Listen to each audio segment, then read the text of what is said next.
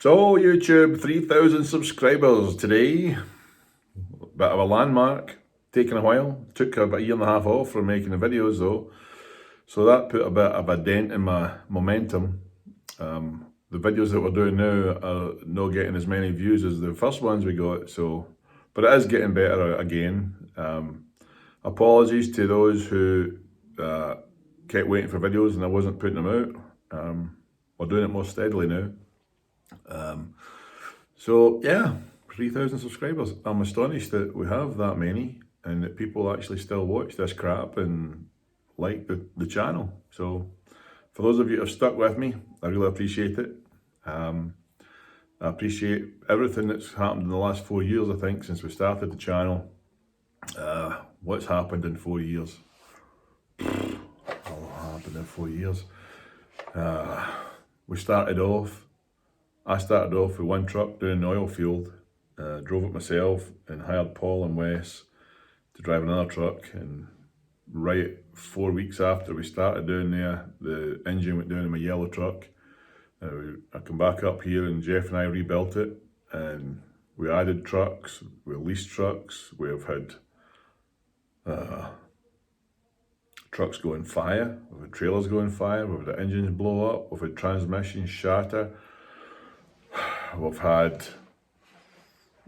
people overtake us and T-bone the truck, we've had, oh my goodness, trucks crash off the road and land on their side.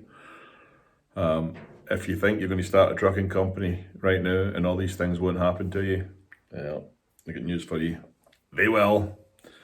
And it's been a roller coaster.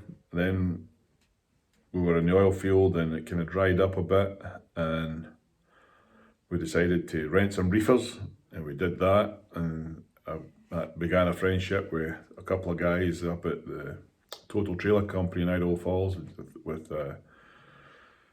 Josh and Trent there and the guys that work for them. We get incredible service from them. It's old-fashioned service. It's outstanding. We've got relationships with some truck dealers and repair shops that, you know, second to none, really. That has helped us through this difficult time. So we did that, and then it got to be the start of the following year and it was a bit quiet, so we decided, let's go back into the oil field. And I remember I got as far as Albuquerque coming back up when the pandemic started to hit, and then so we were going to give the reefers back, and that hit, and everybody trucking took a nosedive then. When the pandemic came along, it took a nosedive for about 2 months, maybe, if I remember correctly. And we were thinking, well, be in the oil field and we'll be safe. And we were taking the trailers back, and then all of a sudden, everybody needed toilet paper, and everybody needed all this stuff because there was shortages of it. And then the oil field took a massive nosedive because nobody wanted oil, because nobody was flying, nobody was traveling. Oil got to be minus $40 a barrel. So we decided that we would keep the reefers that we had, and the guys that were renting them from us could see the market changing and said, hey, if you keep those trailers, we'll do them in a lease purchase for you. And those get paid off here pretty quick. So, but that was kind of the start of coming out over the road. We left the oil field for a while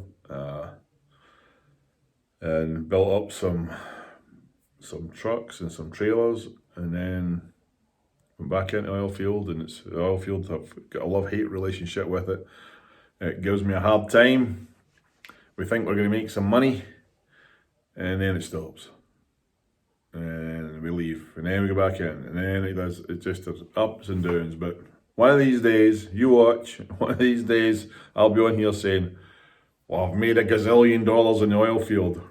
But no, that's the 4 years. And then last year, we took on some partners that wanted to buy some of the little company that we set up, and that's been a good thing because it let us buy some trailers, unbeknown to us. Well, I shouldn't say unbeknown to us, because I had a suspicion that the market was going to turn because it couldn't continue to keep going up. The rates were going through the roof. Fuel was $6 a gallon, and everybody's making mega bucks at it. And then you can't buy a truck, you can't buy equipment. So just as it was coming on the downswing, we started buying trailers, and fortunately for us, we own most of the trailers, and so that kind of takes a huge payment off you. And then, because fuel was up there, we didn't just keep running the hooded trucks and the gas guzzlers. We listened to some people, and don't get me wrong, I've got a YouTube community of friends out there that some guys have got their own channels, and I watch theirs and they watch mine, and we bounce ideas backwards and forwards, and we decided to get into the Freightliner Cascadias. Mainly Cassius King is the instrumental person on that, with his fuel mileage 8 miles to the gallon, and I thought, he's talking crap, but nope. We went and looked at some of them and checked on the dash of the lifetime of the vehicle what the fuel consumption was, and sure enough, 7.5, 8 miles to the gallon. So we bailed into those and got some just before Christmas. And to be truthful, the amount of money that you save in fuel pays for the truck. It's not brand new trucks. I think they're 3 years old when we got them. I think we've got some 2020s and some 2019s. But fortunately, we've got them before the rates go in the toilet for the reefers. So now we've put some more trucks back in the oil field because the rates are better down there, and we're moved into doing some flatbed work because the rates are better than that. But I would have to say that running a business is very much up and down, roller coaster, but you have to be the guy that's pushing it up the hill when it gets to be going up, climbing up the roller coaster, and know that it's going to go down, and putting the brakes on so that you don't go flying off the corners when you go down the other side. So the main thing that I would say that's helped us stay in business and keep the YouTube thing is a good thing for us. We have found some really good drivers through that, but I have got guys working for us that, hey, you know what? You couldn't choose better. Some of them are half-wits, don't get me wrong. I've been beyond frustrated with some of them and the things that they've done, especially some of the younger ones. I've yelled at them, I've shouted at them.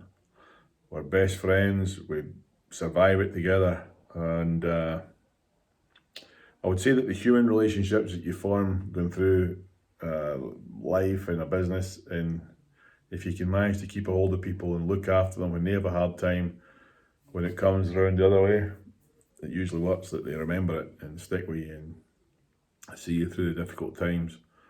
During that time as well, my wife, during the COVID, we had the chance to open up a little cafe in Scotland, in Prestwick, and my wife runs that and does a fantastic job with it.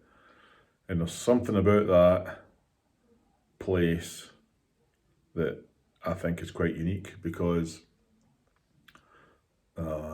I think it was a week ago, maybe 10 days ago, there's an old man in there. He comes in every day, Jack. He's 87, and there's people go into that cafe every day of their life and have their breakfast and their lunch and meet people there, and their lives actually happen in that little warm, comfortable feeling place of business, and it's great to be associated with that. When Jack turned 87, all the girls and the couple of guys that work in there, they got my card and got my special cake, got his picture taken, put him on the Facebook page, and I think that was the first time he'd been in social media, maybe, I'm not sure. But that's what life's all about, isn't it? Really, the relationships that you form.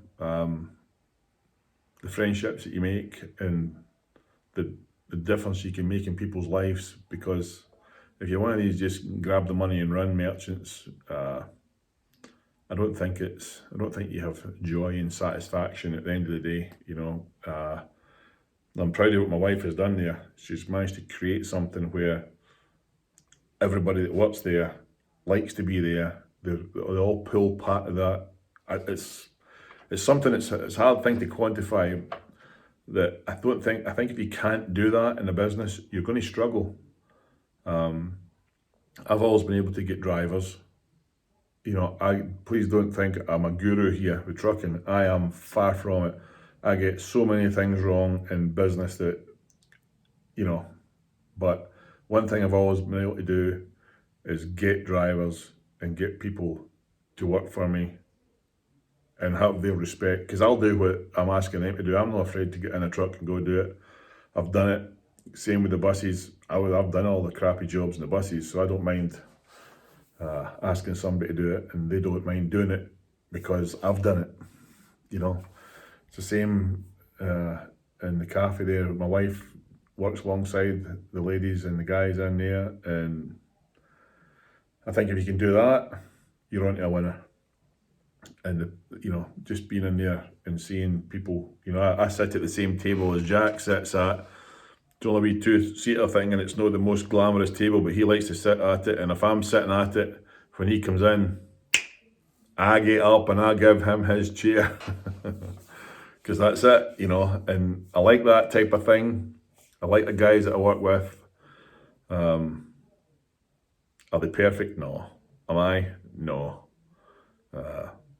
But hey, somehow we managed to make it work, and I'll get family working for us now. I don't own the whole trucking company, but my two sons and daughter work with me, and I get to speak to them every day of my life. You know, do we have a harmoniously perfect relationship every day, and no argue about whether we should have done it this way or we should have done it that way? You know, do I like being called the old man when I hear them talking to each other? You know, hey, has it made me stick on the Fitbit that my wife's been nagging me to do for years and do steps to try and hold on to my youth a wee bit longer? Aye. Do I like being referred to as the old man? Kinda. But is it annoying at times to hear somebody overhear them saying, so what's the old man saying about all that? You know, like, when did that happen? How did I become the old man? I am an old man, 55 this year in a couple, 3 weeks, but, you know, 3,000 subscribers for a clown like me to have people watching. I appreciate it.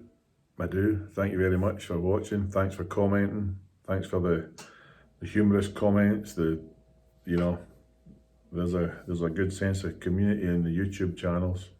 But yeah, who thought you'd get 3,000 subscribers? No me.